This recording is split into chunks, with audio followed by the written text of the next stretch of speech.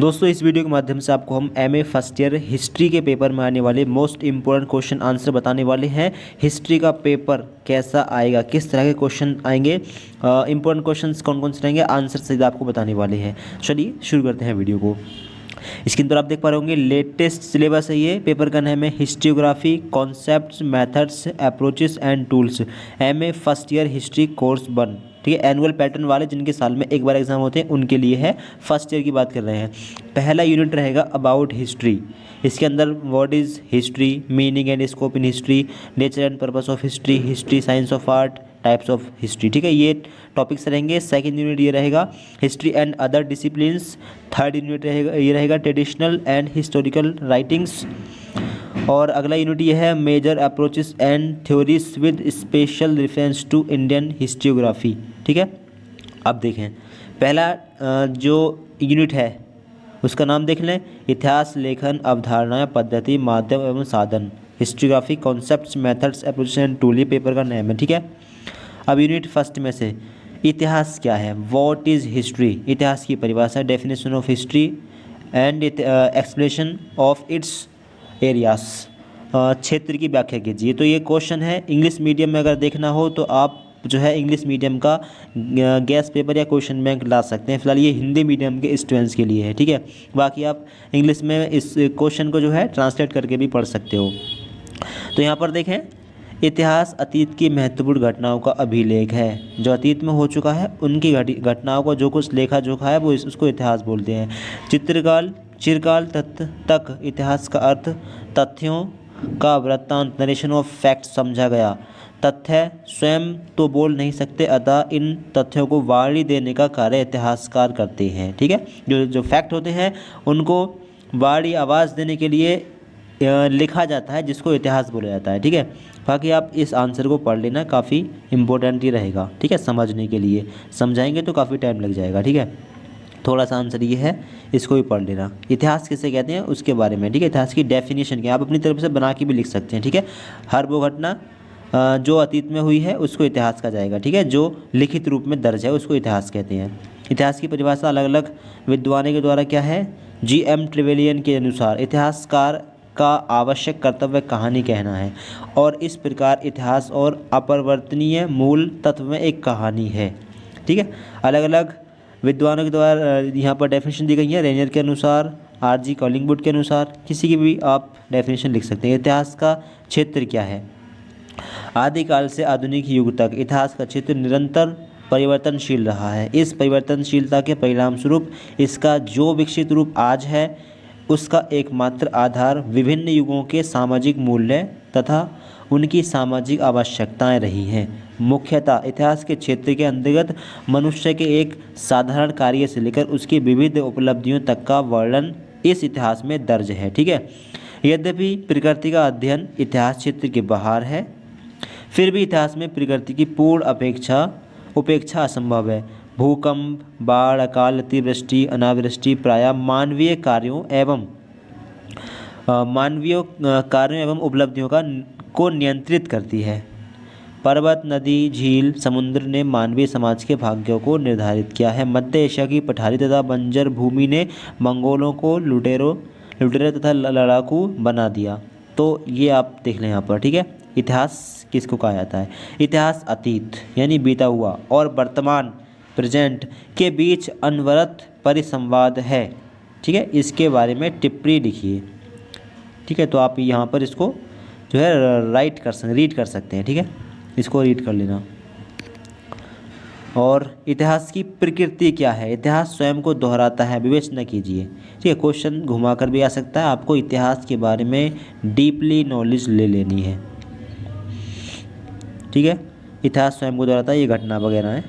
इतिहास की कोई घटना भी आप लिखेंगे अगर क्वेश्चन आता है तो पेपर में और आएगा ही आएगा। ऐसे क्वेश्चन तो रिपीट होते रहते हैं। ठीक है, अब देखें इतिहास का महत्व, इम्पोर्टेंस ऑफ हिस्ट्री अथवा इतिहास के अध्ययन की महत्ता पर प्रकाश डालिए। इतिहास का अध्ययन करने का क्या महत्व है। ठीक है, इतिहास का अध्ययन करोगे तो अतीत की घटनाओं का आपको ज्ञान होगा। ठीक है, अतीत में पास्ट में जो भी हुआ है आप उसके बारे में जो है जान सकते हो। ठीक है, आप यहाँ पर देखते रहें, इतिहास के बारे में यहाँ पर पूरा लिखा है। आगे देखें मोस्ट इम्पोर्टेंट क्वेश्चन, इतिहास के विभिन्न प्रकारों को संक्षेप में लिखिए। कितने टाइप्स का इतिहास होता है? नंबर 1 राजनीतिक इतिहास यानी पॉलिटिकल साइंस, ठीक है। नंबर 2 है संवैधानिक इतिहास, इसको बोलेंगे कॉन्स्टिट्यूशनल हिस्ट्री, ठीक है। अगला है आर्थिक इतिहास, इकोनॉमिकल हिस्ट्री, ठीक है। और आगे है सामाजिक इतिहास, सोशल हिस्ट्री। राजनयिक इतिहास, सांस्कृतिक इतिहास, ठीक है। धार्मिक इतिहास थोड़ा थोड़ा पढ़ लेंगे, ठीक है। आपको स्क्रीनशॉट लेना हो तो मैं इसको थोड़ा शॉर्ट कर देता हूँ, थोड़ा छोटा करता हूँ, आप इसका स्क्रीनशॉट ले सकते हो। तो इसका आप लोग स्क्रीनशॉट ले सकते हो, ठीक है, ये इम्पोर्टेंट है। आगे भी हैं कुछ, औपनिवेशिक इतिहास, संसदीय इतिहास, युद्ध कौशल का इतिहास, सैन्य इतिहास, ठीक है। राष्ट्रमंडलीय इतिहास, वैचारिक इतिहास, इतिहास दर्शन। विश्व इतिहास, इतिहास लेखन में साक्ष्य के महत्व का परीक्षण कीजिए, ये भी इम्पोर्टेंट क्वेश्चन है। अब आता है अगला टॉपिक, अगला यूनिट, ये है यूनिट सेकंड। यहाँ से देखें, इतिहास एवं अर्थशास्त्र के मध्य संबंधों की विवेचना कीजिए। इतिहास और अर्थशास्त्र, हिस्ट्री ऑफ इकोनॉमी और इकोनॉमिक्स में क्या संबंध है, इसके बारे में बताना है। इतिहास और पुरातत्व, इतिहास और भूगोल, ठीक है, जिनको आप थोड़ा पढ़ लेना, ठीक है, वरना आप पढ़ के दिखाएंगे थोड़ा टाइम लग सकता है, तो आप इनको पढ़ लेना। तो यहाँ पर सारा कुछ लिखा है। इतिहास और अगर भूगोल में संबंध आता है तो यहाँ पर दिया, भूगोल के ज्ञान के अभाव में इतिहास की जानकारी संभव नहीं है। प्रागैतिहासिक काल के इतिहास के ज्ञान के लिए भूगोल का ज्ञान होना भी आवश्यक है, क्योंकि इसके अभाव में कोई प्रमाणिक साक्ष्य उपलब्ध नहीं है। भूगोल में किस चीज़ का अध्ययन किया जाता है? पृथ्वी का, चट्टानों का, पहाड़ों का, पानी का, ठीक है, इन चीज़ों का अध्ययन किया जाता है। तो इतिहासकार जिन भू अभिलेखों का प्रयोग करके इतिहास लिखता है उनका प्रत्यक्ष संबंध भूगोल से होता है। भौगोलिक संरचनाएं स्वयं में एक विश्वसनीय और प्रमाणिक ऐतिहासिक स्रोत हैं। इतना ही नहीं, किसी देश के चरित्र, राष्ट्रीय चरित्र के निर्माण में भी भूगोल का बहुत बड़ा हाथ होता है। इतिहास और मानवशास्त्र, और इतिहास और अर्थशास्त्र में क्या संबंध है, ये यहाँ पर रहा। इसका चाहे तो स्क्रीनशॉट ले सकते हैं। हिस्ट्री और इकोनॉमी, ये कैसे एक दूसरे से संबंधित हैं। और हिस्ट्री ऑफ मनोविज्ञान, इनमें संबंध। और हिस्ट्री और भाषा शास्त्र, इनमें संबंध यहाँ पर है। और एक और है इम्पोर्टेंट, इतिहास और राजनीति शास्त्र, पॉलिटिकल साइंस में क्या संबंध है, यहाँ पर देखें। पॉलिटिकल साइंस के बिना इतिहास अधूरा है। पॉलिटिकल साइंस जो एक महत्वपूर्ण पार्ट है इतिहास का, क्योंकि जितने भी जो राजा महाराजा शासक आए हैं उनका इतिहास, उनके बारे में अधिकतर इतिहास में लिखा है। तो पॉलिटिकल साइंस जो है एक महत्वपूर्ण पार्ट है इतिहास का। अब ये जो आया इतिहास और समाजशास्त्र के मध्य संबंध, इतिहास और पॉलिटिकल साइंस, राजनीति विज्ञान के मध्य संबंध, ये सारे क्वेश्चन तो कंपलसरी आने ही वाले हैं, ठीक है, लगभग हर साल ही आते हैं। क्वेश्चन पर ध्यान न दें। इतिहास किसे कहते हैं समझ लें अच्छी तरीके से, समाजशास्त्र किसे कहते हैं समझ लें अच्छी तरीके से, ठीक है। फिर कोई भी क्वेश्चन आता है आप आराम से कर सकते हो, ठीक है। क्वेश्चन लगभग ऐसे ही आएंगे जैसा यहाँ पर लिखा है। यूनिट 3 स्टार्ट हो। यूनिट 3 में देखें, ऐतिहासिक लेखन में यूनानी रोमन परंपराओं का वर्णन कीजिए। इतिहास लेखन में यूनानी विचारों का परीक्षण कीजिए। यूनानी रोमन परंपराएं क्या हैं, इनके बारे में डिटेल से आपको बताना है। यूनानी परंपरा, ग्रीक संस्कृति को यूरोपीय इतिहास लेखन परंपरा की जननी माना जाता है, परंतु इतिहास लेखन की परंपरा हमें मिस्र और भूमध्य सागर के निकट रहने वाले लोगों से भी प्राप्त होती है। मिस्र में इतिहास की ओर उठा हुआ प्रथम चरण वहाँ प्राप्त शाही परिवार की वंशावलियों के रूप में दिखाई देता है। मिस्र में लोगों ने राजाओं की उपलब्धियों को प्रतीकों के रूप में लिपिबद्ध किया है, ठीक, जिनसे मिस्र के शासकों पर प्रकाश पड़ता है। मिस्र के ग्रंथों से 1300 ईसा पूर्व तक मिस्र पर शासन करने वाले राजाओं के विषय में विस्तृत सूचना प्राप्त होती है, ठीक है। यहाँ पर देखें थोड़ा और आप पढ़ सकते हैं, इसको पॉज करके आप इसका स्क्रीनशॉट भी ले सकते हैं, ठीक है, इसका स्क्रीनशॉट भी ले सकते हैं। आगे देखें अगला इम्पोर्टेंट क्वेश्चन, मध्यकालीन भारतीय इतिहास लेखन पर लेख लिखिए। मध्यकाल का भारतीय इतिहास क्या है, इसके बारे में बताना है। मध्यकालीन भारतीय इतिहास लेखन की समस्याएं क्या हैं, प्रॉब्लम्स का विश्लेषण एवं समीक्षा कीजिए। मध्यकालीन इतिहास लेखन विधा की समस्याएं।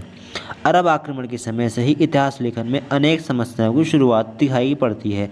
अलबरूनी से लेकर मिनहाज सिराज, अमीर खुसरो, बरनी, इब्न बतूता, शम्स सिराज, अफीफ, यहिया बिन अहमद सरहिंदी, अहमद यादगार और फरिश्ता के काल में जहां भारतीय इतिहास तमाम उतार चढ़ाव के साथ एक नए रूप में स्पष्ट होता है, वहीं मध्यकालीन इतिहास में इस्लामी विचारधाराओं का प्रभाव, अतिशयोक्ति, राजभक्ति, प्रजा के प्रति उदासीनता और सांस्कृतिक इतिहास का अभाव परिलक्षित होता है। ठीक है। अमीर खुसरो ने यहाँ पर पॉइंट्स दिखे हैं। अमीर खुसरो ने अनेक साहित्यिक व ऐतिहासिक ग्रंथों का प्रेरण किया। मूलतः वे कवि थे। अलाउद्दीन खिलजी के समय में रचित उनके 92 ग्रंथों में से अधिकांश अब उपलब्ध नहीं हैं। सत्य का महत्व। बरनी ने तारीखी फिरोजशाही की भूमिका में इतिहास, इसकी उपयोगिता व इतिहास लेखन और उसमें सत्य के महत्व पर विस्तार से लिखा है। ठीक है। कौन सा ग्रंथ किसने लिखा है ये आप देखते रहेंगे। इसके अलावा ये जो पेज है इसका आप स्क्रीनशॉट ले सकते हैं, और ये जो पेज है इसका भी आप स्क्रीनशॉट ले सकते हैं। ठीक है। इसका भी स्क्रीनशॉट ले सकते हैं। फुल एचडी में करिए और इसका स्क्रीनशॉट आप ले सकते हैं। इसको आप बाद में भी पढ़ सकते हैं। आगे देखें, आधुनिक भारत की इतिहास लेखन की विविध विधाओं का संक्षेप में वर्णन कीजिए, या आधुनिक इतिहास लेखन का वर्णन कीजिए। आधुनिक इतिहास लेखन कैसे लिखा गया है, क्या तरीका रहा है आधुनिक यानी जो लेटेस्ट इतिहास है उसको लिखने का, तो ये आपको समझाना है। ठीक है। ये इम्पोर्टेंट क्वेश्चन है। इसका चाहे तो आप स्क्रीनशॉट ले सकते हैं। ठीक है। इसका स्क्रीनशॉट खींच सकते हैं, इसका भी स्क्रीनशॉट ले सकते हैं। ठीक है। पूरा यहाँ पर आ रहा होगा, इसके स्क्रीनशॉट आप ले सकते हैं। अब यूनिट 4 स्टार्ट हुआ। यूनिट 4 देखें, इतिहास लेखन की साम्राज्यवादी अवधारणा पर एक समीक्षात्मक लेख लिखिए। साम्राज्यवादी विचारधारा क्या है इतिहास लेखन की, वो बताना है। भारत में अंग्रेजों की स्थिति सुदृढ़ होने के बाद ही यहाँ पर साम्राज्यवादी विचारधारा का इतिहास लेखन प्रारंभ हुआ। सन 1757 ईस्वी के प्लासी युद्ध के पश्चात भारत में अंग्रेजी शासन की नींव पड़ी। अंग्रेजों ने अपने साम्राज्यवादी हितों को दृष्टिगत रखकर भारत का इतिहास लेखन को प्रेरित किया है। तो इसका स्क्रीनशॉट आप ले सकते हैं। ठीक है। इसका भी स्क्रीनशॉट ले सकते हैं और इसका भी स्क्रीनशॉट ले सकते हैं। एक क्वेश्चन ये रहा इम्पोर्टेंट, 20वीं सदी के राष्ट्रवादी इतिहास लेखन की विवेचना कीजिए, या इतिहास की राष्ट्रवादी अवधारणा को स्पष्ट कीजिए। ये आप यहाँ पर देखें, इसका स्क्रीनशॉट ले सकते हो।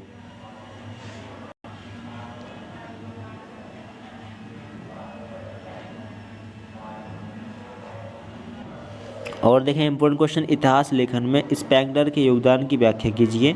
स्पेंगलर कौन थे, इनका योगदान क्या है इतिहास लिखने में। आपको ये क्वेश्चन भी इम्पोर्टेंट है, इसको भी टिक कर देना। ठीक है। और इसको आप पढ़ सकते हैं। स्क्रीनशॉट आप इसका यहाँ से ले सकते हैं। ठीक है। इसका भी स्क्रीनशॉट ले सकते हैं अगले पेज का। ये इसका अगला पेज है। फिर इसके बाद में आते हैं अगले इम्पोर्टेंट क्वेश्चन, निम्नलिखित में से किन्हीं 2 पर संक्षिप्त टिप्पणी लिखिए। ऐतिहासिक परिप्रेक्ष्य में भारत में जाति प्रथा। भारत में जाति प्रथा क्या है, इतिहास की दृष्टिकोण से समझाना है।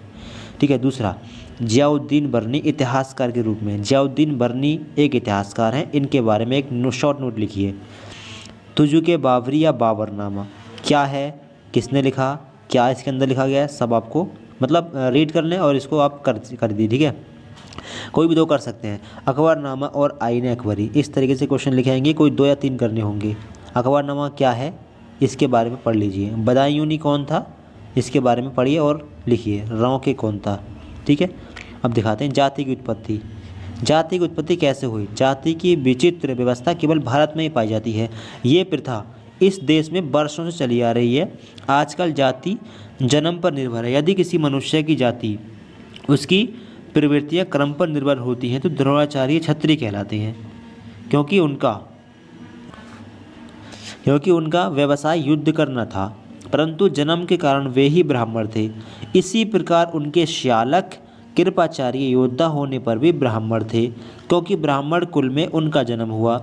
शास्त्रों में सबसे पहले वेद, वे ही सब शास्त्रों के आधार हैं। ऋग्वेद संहिता के 10-90 पुरुष सूक्त में तथा तैत्तिरीय संहिता 7-1-1 में बतलाया गया है कि 4 वर्ण प्रजाति ब्राह्मण के 4 अंगों से उत्पन्न हुए हैं। छंदोग्य उपनिषद 5-10-8 में यह वर्णन है कि जो लोग पुण्य कर्म करते हैं वे दूसरे जन्म में ब्राह्मण या क्षत्रिय या वैश्य के कुल में जन्म लेते हैं, और जो पाप करते हैं वे चंडाल बनते हैं। एक जाति के माता पिता से उत्पन्न संतान भी उसी की मानी जाएंगी।